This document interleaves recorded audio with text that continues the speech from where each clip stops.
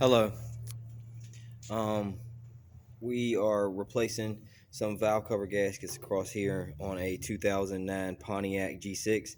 I know that a lot of people, I don't like to hear a whole bunch of talking or seeing of people, so I'm gonna just give you the basics here. I left the bypass lines on. I bent the dipstick just a little bit, not even a half an inch, and that gave me access to the front valve cover. Had to remove the bypass hose from its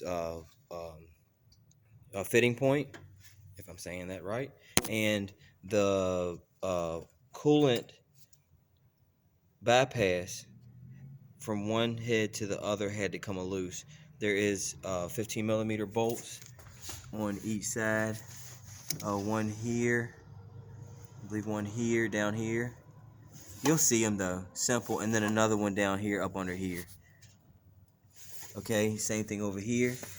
One down there, here. You're gonna take this little tensioner here off. There's a bracket that hangs the engine here. You're gonna get rid of that, and you're gonna lay it forward, and it's gonna come from over top of your valve cover, just like that.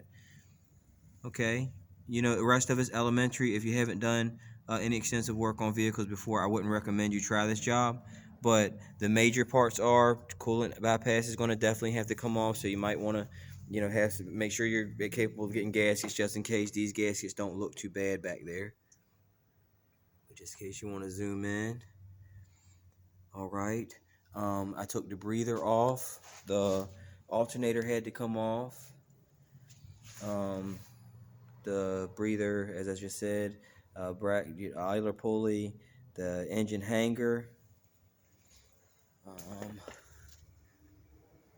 another coolant bypass tube, the oil filler neck, and a couple more bolts. You're not going to need a lot of tools. You're just going to need some patience. And you're definitely going to need to you're going to leave the power steering pump connected the whole time, so that's no big deal. You already know you got to take the serpentine belt off.